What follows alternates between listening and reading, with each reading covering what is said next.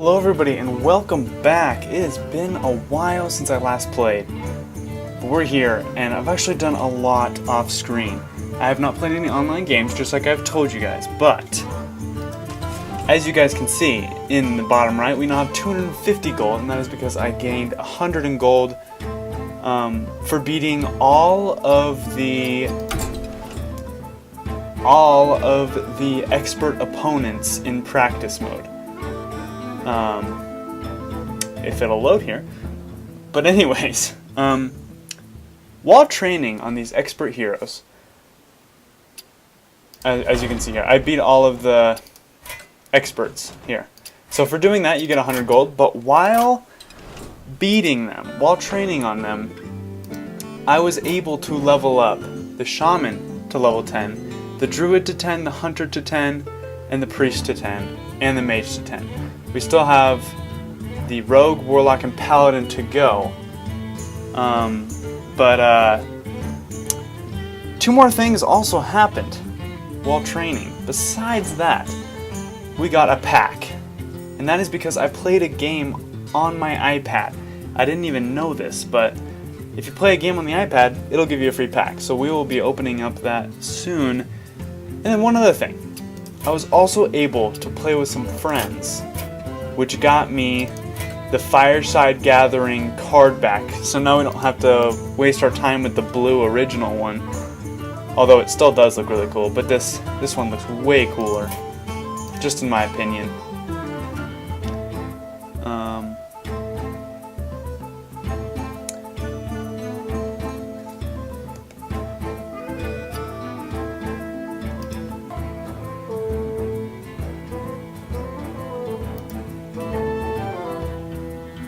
Alright, sorry about that guys, I had to shut my window real quick.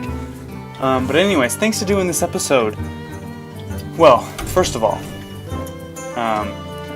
before we kick into the arena and continue our play there, I'm going to show you a couple of decks that I have made just from leveling up those heroes. So I do have this Spell Power Mage that you guys can take just a quick look right here. If you guys have any suggestions just to make these better, please do, but I just want to show you these decks. If you just want to pause the video and look at them, take a look at them real quick. But yeah, I've been very happy with these decks. I obviously have not played with them online, so I'm yet to test them out there. I've just been beating expert opponents, which it's not too hard, but again, like I said, these decks have just a lot of basic cards in them because, well, obviously I haven't even unlocked many of the cards yet, besides the warrior. So let's jump into the arena here, where we are 2-1. And if we do end up losing 2 games straight in this episode, I won't be too bitter about it. That means we'll have a double pack opening. But also, guys, I'm gonna run this across with you guys. I have a question. Do you think I should keep my gold for the expansion that is coming out this summer? I'm not sure when it's coming out. All they've said is it's in the summer. So, and I also do not know how much each section of it is going to cost in terms of gold. If you haven't heard about it or haven't seen the video on it, go check it out. It's called Curse of Naxxramas. It's going to be really cool, but I just wanted you guys' opinion if I should still open up a pack occasionally, or should I just save everything, because I'm kind of stuck between those two options. But Arena here, this is a good starting hand. We're going to get rid of Silverhand Knight. And actually, let's get rid of Flesh Eating Ghoul too. I don't like it early on. I like it later when I can play it when something's going to die. Oh, that's horrible. 2 6-mana cards. Okay. At least we got the War Axe early on, and we got the Squire early on. We are playing a Warlock. Not too bad. I haven't lost to a Warlock. I was actually looking through all of our games throughout the... That's an interesting play, but throughout the whole series. I believe our only losses are to hunters with the warrior. Not necessarily this arena warrior, but in constructed, at least. And he will do that. Well, I have a good play here with Fiery War Axe. So I will go ahead and do that, kill the grunt, and send a free kill to the Abusive Sergeant, since it does have Divine Shield.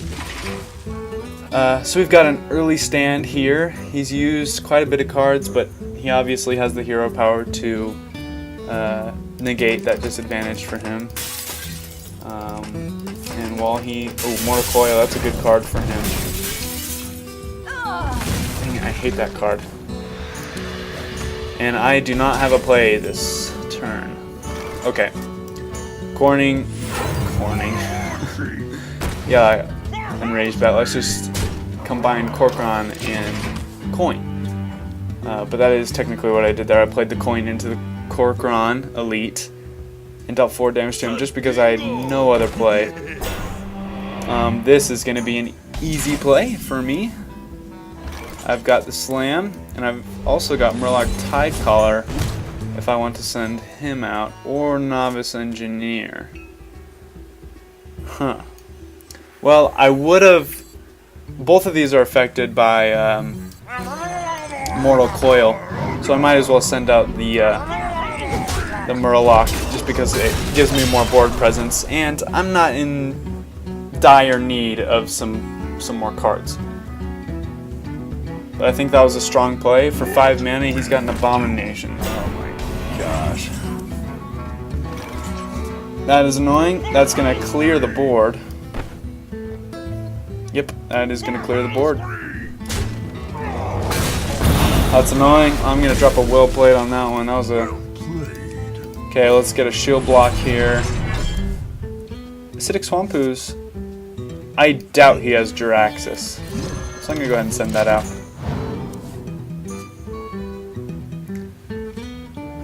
Next turn we have 6 mana, which opens up a ton of opportunities. He's gonna life tap and Dragon the Mechanic. Okay, Argent Commander I kinda like here. Except actually I kind of don't. What would I do? I would Argent Commander and kill the Dragon Mechanic, but that would mean I would have to trade here for the Argent Commander to stay alive. What else could I do? I could Boulder Fist Ogre. Oh, but these are going to trade anyways. Yeah, I think this is the strongest play, probably. Question is here, do we go for the face or do we go for board control? I'm actually going to go for the face because it does put him on 13. And I get the feeling that he isn't going to be able to buff much with the Mechanical Dragon Link. And if he doesn't even need to. He has an easy trade here, so why bother making this bad trade instead of sending 3 to the face? But we'll see. Maybe that'll come back to haunt me. If he just trades for the Argent Commander here, then it's a good play. But if he buffs it and he's able to do a lot of damage, then it wasn't a good play. Why in the world would he... Okay, Shadow Bolt. Well, it drew out a Shadow Bolt, so yes, that was a good play, sending it to the face. Master Swordsmith isn't going to do anything for him, it's just another play. Ooh, I kind of like Stranglethorn Tiger. Okay, I have an idea. Let's Novice Engineer, and if we don't get anything great, we're going to play the Silverhand Knight. Ardent Squire is pretty great, but it's not the card I want right now with 5 mana and nothing else to play. So now we've got more of a board control. He only has 11 health. We do have a stealth creature. I probably want to get him out as soon as possible.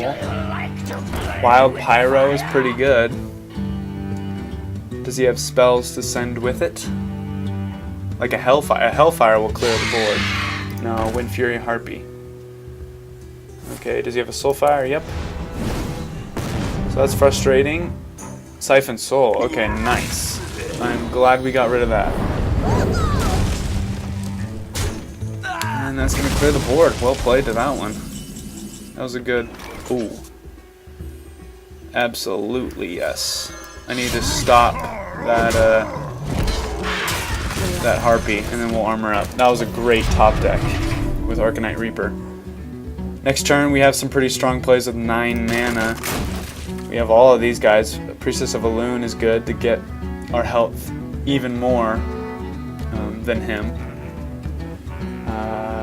What could he do here? He could send 3 to the face.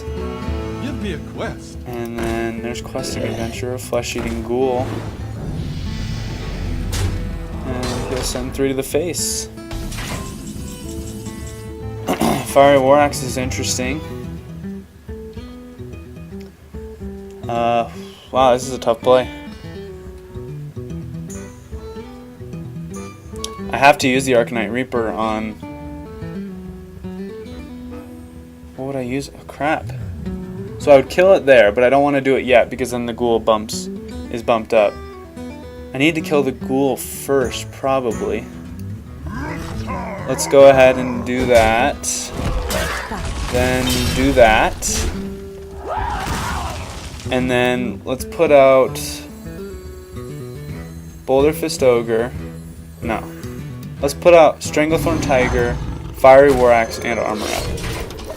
I liked that better than Boulder Fist Ogre because I got to armor up and put down the axe. With Boulder Fist Ogre, I would have only been able to do one or the other. But I like doing both because it gives me a health advantage and possibility of board clear with Fiery War Axe, but that's unfortunate. He's going to get rid of Hellfire. Wow, okay, that's fortunate for me, though. He's going to be able to send 10 to the face. We have 9 in hand. If we pull... Do we have a Heroic Strike in here? I'm not sure if we do. But there may be some cards that we could pull for us to win this game. Wow, no, never mind. He's going to go for... the Squire. Bloodsail Raider is pretty interesting right now. It's pretty dang good. Ooh, I kind of like Priestess of Elune though, because it heals us, and we'll get some armor. Question is, with Stranglethorn Tiger, do we kill the Questing Adventurer or do we go for the face? I think we go... Oh, this is tough. Okay, let's say we go for the face. He's down to 6. And then we go for the face with Fiery War Axe. He is now down to 3. Would he be able to kill me? He would have at least 15 on the board. If he plays another card, he would have 16. Okay, I kind of like... I'm not sure. I'm going to do this. And then I'm going to send 3 to the face. He has to clear the board. Because I do have lethal, obviously. He has to use both. Neither of his minions die, or the Stranglethorn Tiger dies, but he has to kill these. He has to kill both of them. Life tap. Leper Gnome. Acolyte of Pain. He's playing everything. He's gonna kill a Loon, kill the Bloodsail Raider. He's down to 6. Well, I have to play these. Question is, do I kill the Doom Guard? Is that what it's called? Doom Guard, yeah. Or do I send 3 to the face and put him at 3? How much damage does he have on board? He has 1, 2, 3, 8. But if I kill the Doom Guard, then he has no way of killing the Ogre. So the Ogre can win it for me next turn. I kind of liked that play because of that reason. He has no way to kill Boulder Fist Ogre unless he just drew it. Or drew it then. That's really... well. Put this apple on your head. Well played. I think that's a win. Yep. That's a win.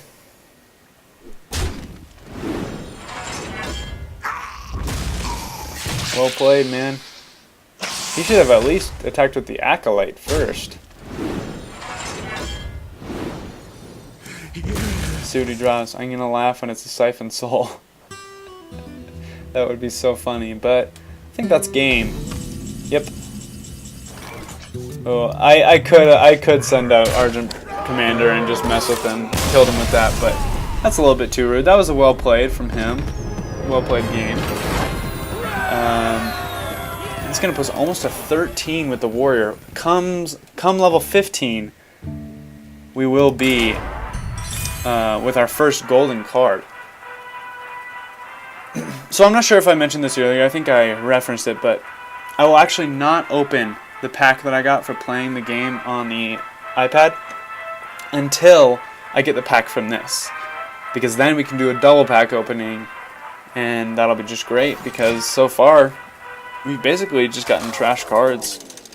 Pretty much. We've gotten one epic in, what is it, like 4 or 5 packs, I think. The other ones were just one rare. So I'm feeling a legendary soon. So I think the best chance I have at it is to open 2 at one time. It sounds odd, but Acidic Swamp Ooze is really good against the rogue. Harvest Golem is great. Nice. This hand is looking pretty slow, though.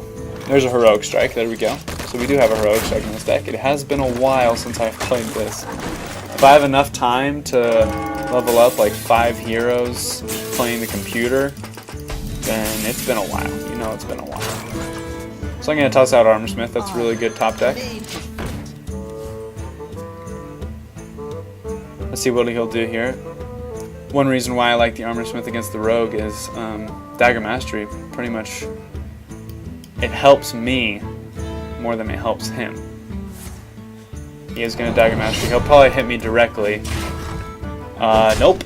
Okay, that's just going to gain me 1 armor. And I will play Harvest Golem this turn. Nice. Okay, Fiery War Axe is a great card to have this early on, because if he plays a low mana minion, such as a Harvest Golem, Fiery War Axe is really good. We also have the Fiery War Axe Heroic Strike combo, so that's like 7 damage in 1 turn. Wolf Rider. Wow, that is a value Armorsmith. Holy cow. That Armorsmith was so good. And that Wolf Rider wasn't too good. So with 4 mana, let's armor up and put on the War Axe. I will not use it though. And then next turn, I think Silverhand Knight's really, really strong. Or if he plays like a Perdition's Blade or something like that, I can toss out the Acidic Swamp Ooze and get a destroyed weapon as a result. So I am very excited for the Golden Heroic Strike. That is going to be nice. Twilight Drake is pretty dang good. Holy cow. That is not good. I could kill it with a Whirlwind Heroic Strike combo.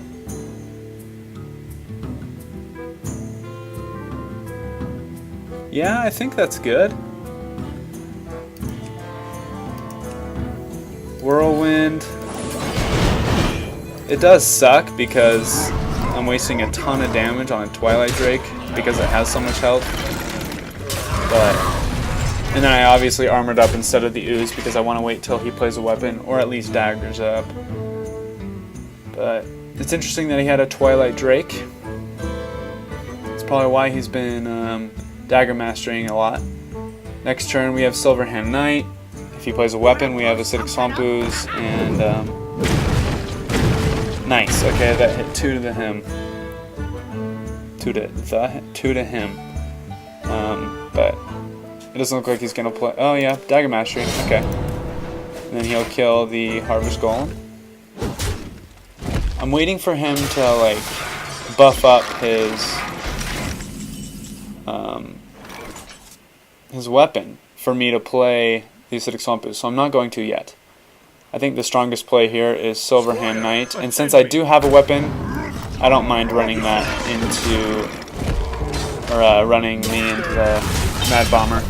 He will be able to take out the damaged Golem anyways, but it still results for 2 damage to his hero. He is at 18, we're at 28. We obviously have the edge there because of our hero power. Gosh, the artwork in this game is so good. Like, just look at these. Look at these pictures, man. So he'll kill that for free, but oh, Boulder for Stoker's pretty strong. It's unfortunate that we don't have an easy way out. We can kill it with the Fiery War Axe, but I don't really like that play because it results in 6 damage to me. But we may have to, because he could probably buff it pretty good. So if we 5-7, okay, I like this play. It is unfortunate that we're taking so much damage, but we will clear it and send 2 to him. We could have sent... we could have put him down to 7. Maybe that was a better play. But I really like Jungle Panther because it's technically a 3 mana, 4 damage card. And it's 4 damage to anything. You can compare it to Shadow Bolt for the Warlock, except Shadow Bolt's only to minions, whereas Jungle Panther can come out of stealth on his hero, which could be a good play, but he's got a lot of cards, which scares me a lot. Neither of us have drawn many cards. I've just played a lot more than he has. We'll see what he does with 7 mana, though. He could have an Assassinate, but that's not worth assassinating a Squire. He's going to Dagger Mastery, and please play the Poison. Yes, Deadly Poison, nice. I am happy with the Acidic Swamp Ooze then. And then he'll send out a Razor Fan. Okay. I have 7 damage on board. Oh, Ravenhold Assassin. Holy cow. Well, that'll be played next turn. Because I gotta take out his weapon. Then I'll play Priestess of Elune to heal my hero a little bit. Then I will take out the Hunter and send 4 to the face. And he's down to 8. Arcanite Reapers are welcome right now. 8 mana, what can he do? He could take out one of these 2 with the Boar and a hero power, but he's probably got a better play than that. I think the Acidic Swamp Ooze was really good there because if he still had that weapon, he'd be able to take out either of these guys. He would still take damage, but he'd be able to take it out. Stormwind Champion is game. Well played, man. I've got 8 on board.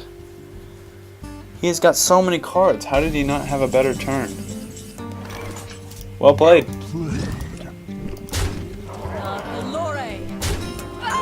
Turns out I didn't even need Ravenhold Assassin. 2 wins in this episode. We are now level 13. This warrior deck is doing wonders for us. 4-1. This is a great first arena. I thank you guys for watching. We will be back next episode for some more arena and possibly some more packs, depending on how the arena goes. But again, I hope you guys enjoyed, and I will see you guys next time.